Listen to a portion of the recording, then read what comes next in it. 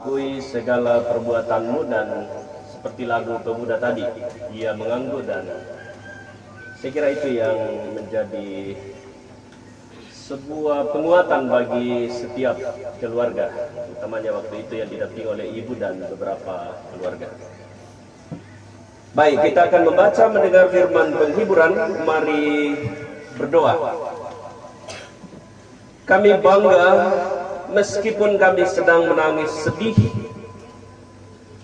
Bangganya ialah karena kami dimungkinkan untuk meluangkan waktu, berbagi duka, saling menopang di tempat ini, menyaksikan jenazah saudara terkasih kami Markus yang telah terbujur kaku. Dalam pengharapan kepada Kristus, kami tahu Engkau memisahkannya dengan kami, namun kami terus berada bersama di dalam Yesus Kristus.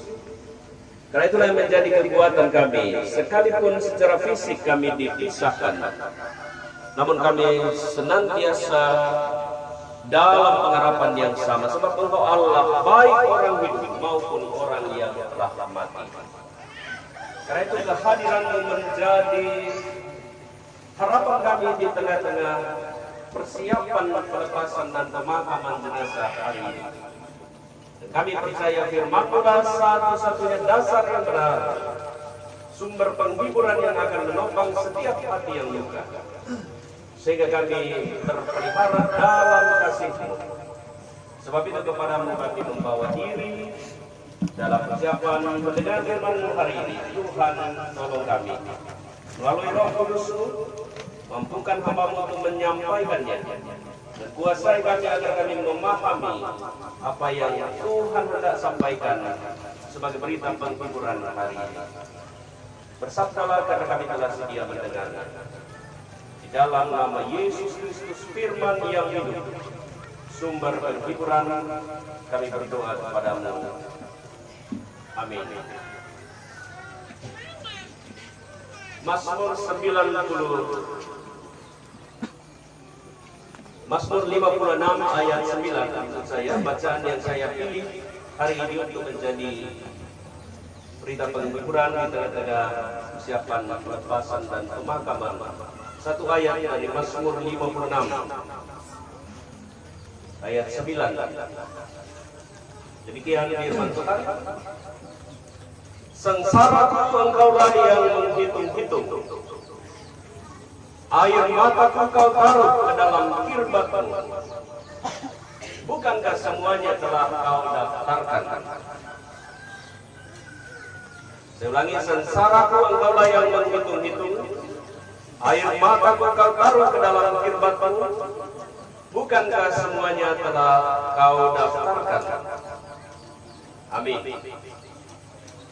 Yang disebut orang berbahagia adalah orang-orang yang tidak hanya mendengar firman, tetapi yang terus memeliharanya dalam hidup sehari-hari.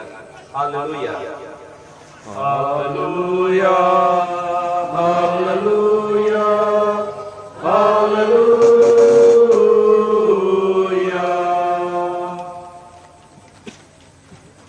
Tuhan tahu semuanya. Tema yang saya ajak kita untuk pahami bersama dalam ibadah ini. Saya kira kita sudah mengerti ungkapan ini, tetapi paling tidak menjadi penjelasan ulang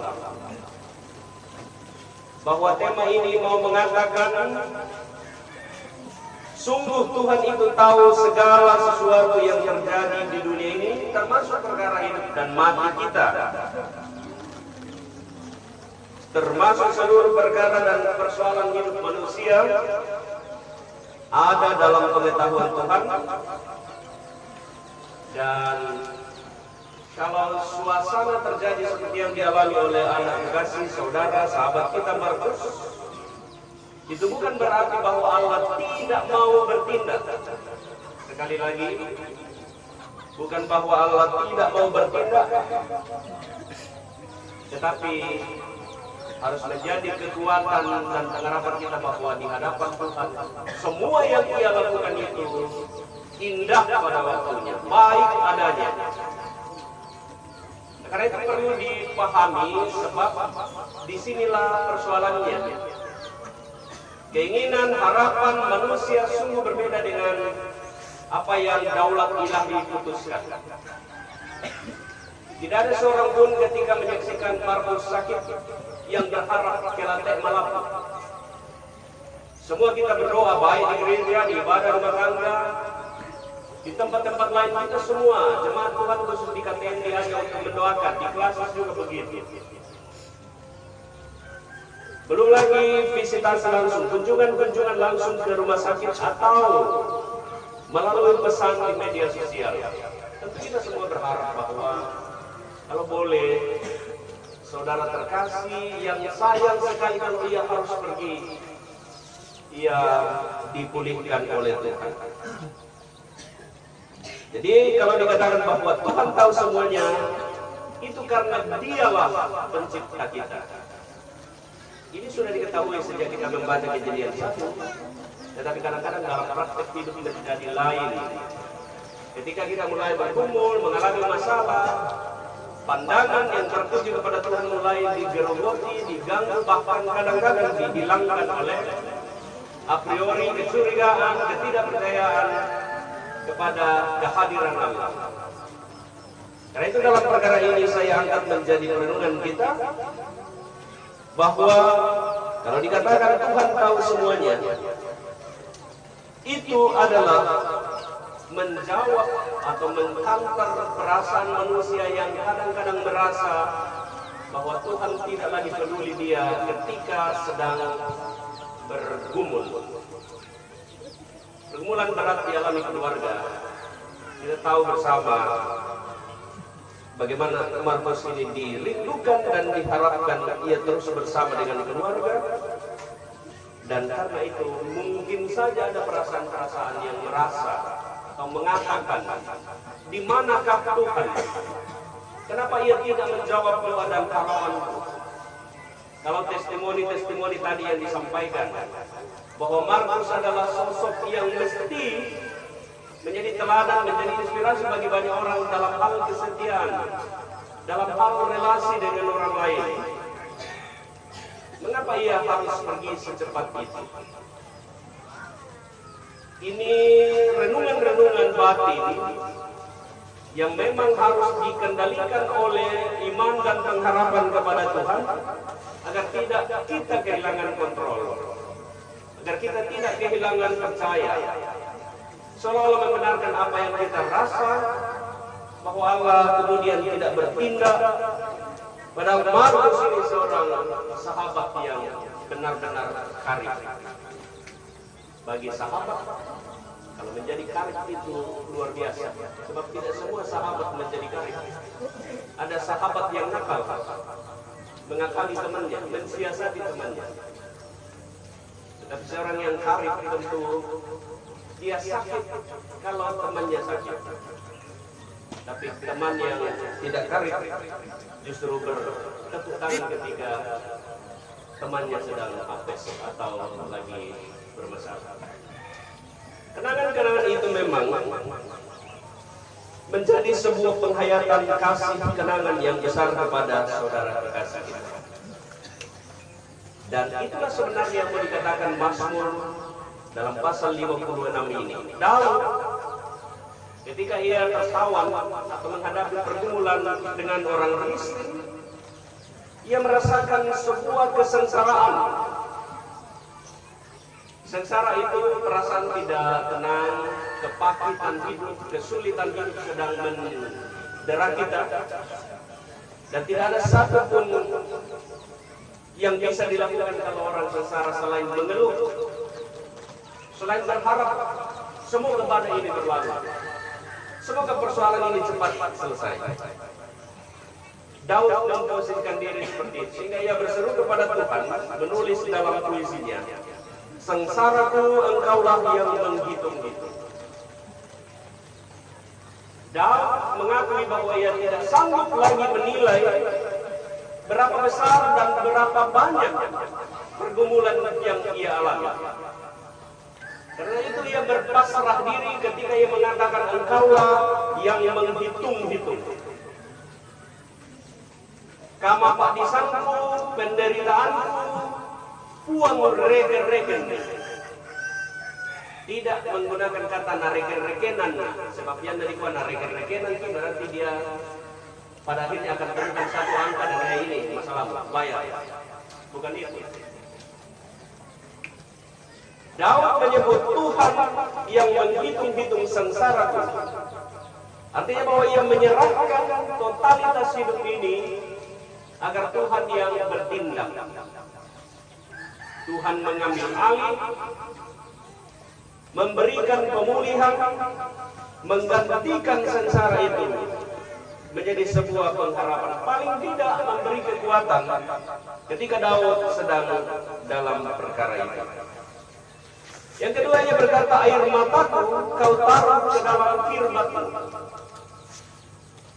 Ada tradisi di Timur Tengah, menurut sumber yang saya baca, yang dipiara sebagai tradisi bahkan sampai sekarang. Tradisi untuk mengenang orang-orang yang sudah meninggal.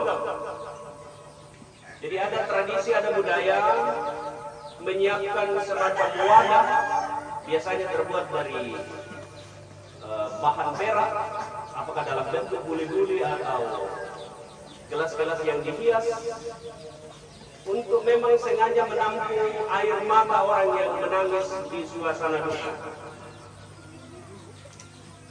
Itu yang disebut kirbat.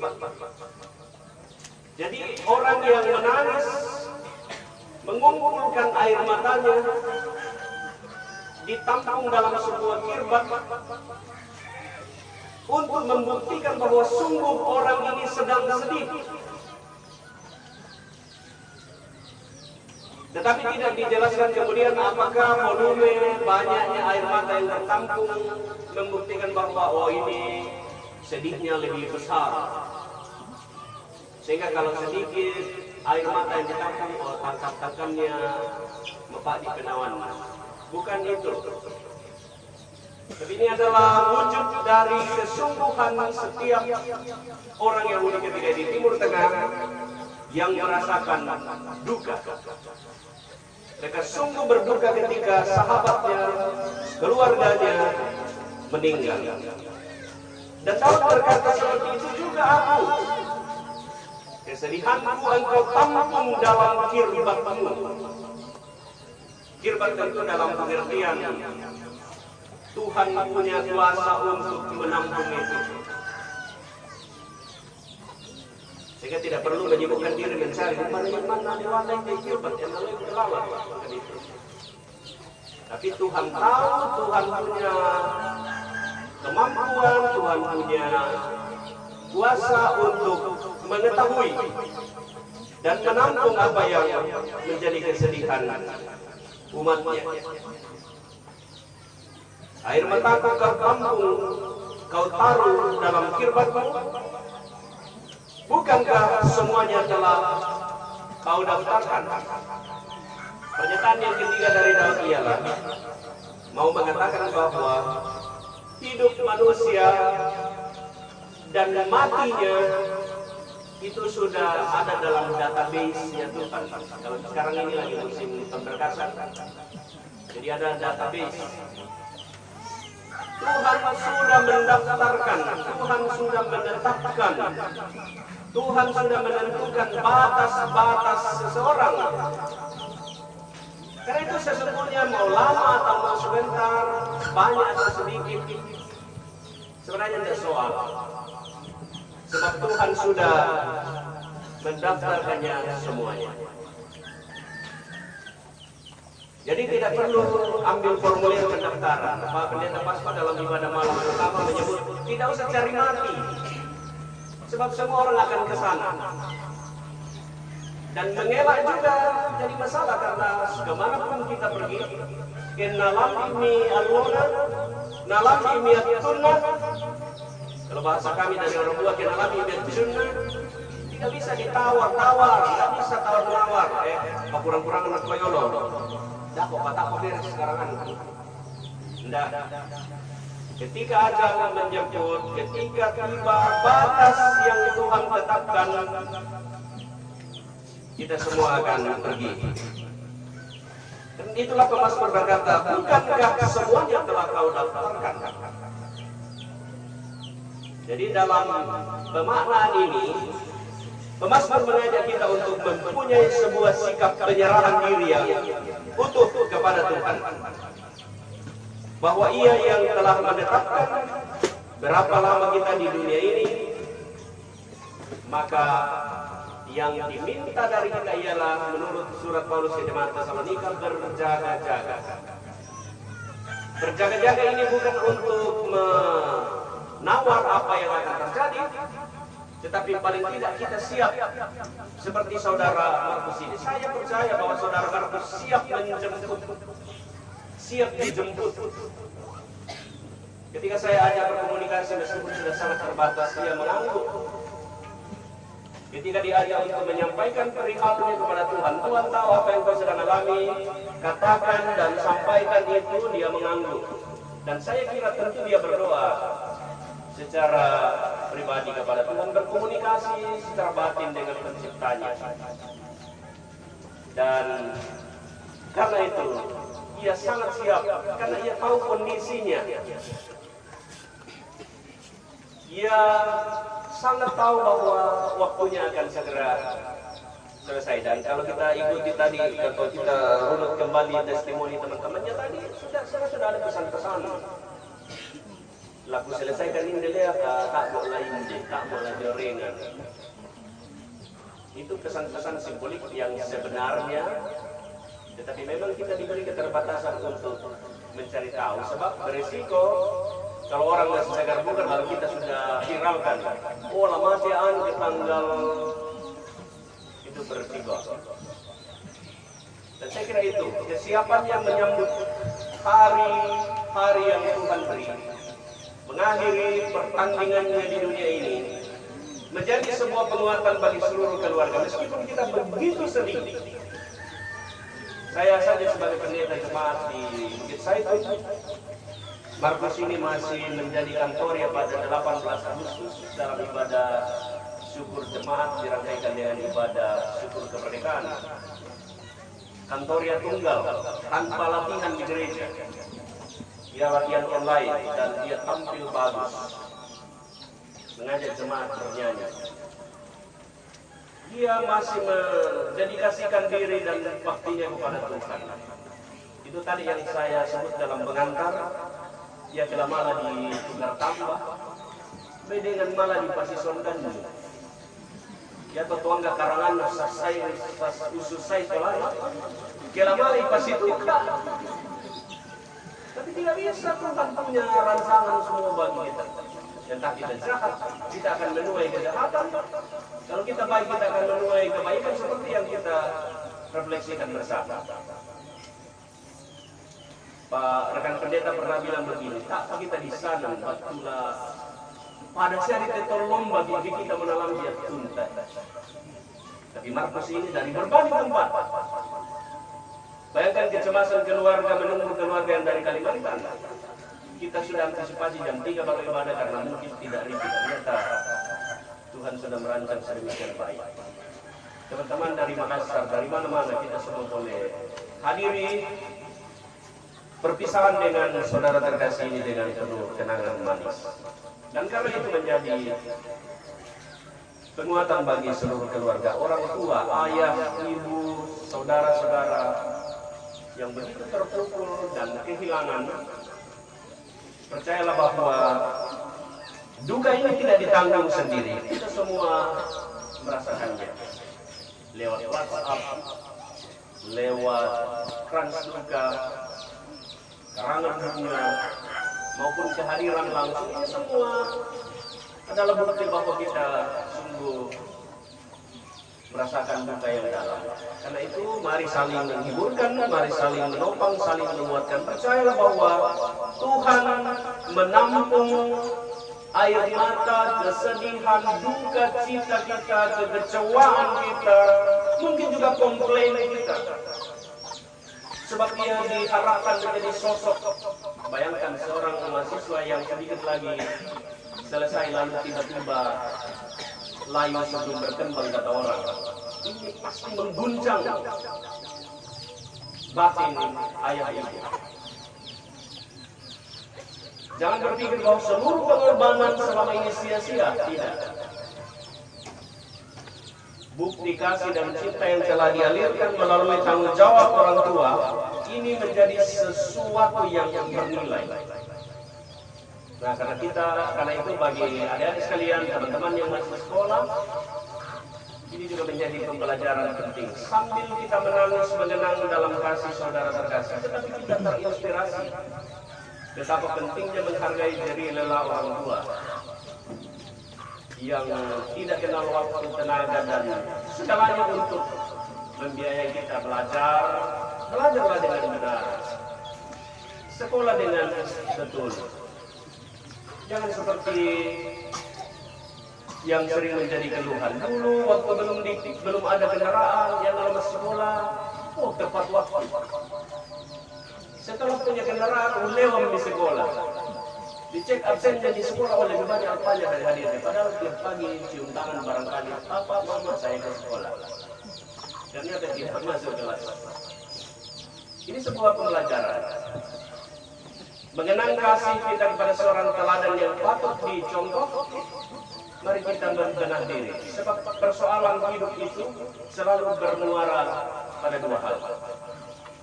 Yang pertama menjadi renungan batin bersama, tetapi juga menjadi pembelajaran, inspirasi bagi kita semua. Kita terinspirasi sosok Markus yang telah menjadi teladan dalam banyak hal. Mungkin juga karena tanggung jawab itu sehingga ia tidak terlalu mengurus diri. Saya bersyukur karena selama saya pendeta di Benteng, saya tidak ingat, belum pernah marah sama Markus. Kalau yang lain mungkin sudah pernah. Tapi untuk Markus saya ingat, saya mudah-mudahan saya tidak salah ingat.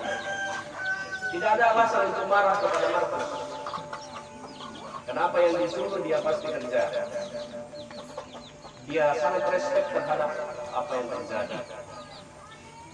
Dan saya kira inilah yang menginspirasi kita. Sekaligus ini menjadi penghiburan bagi kita semua, bagi ayah, ibu, dan segenap keluarga, termasuk kakak-kakak yang baru datang dari jauh.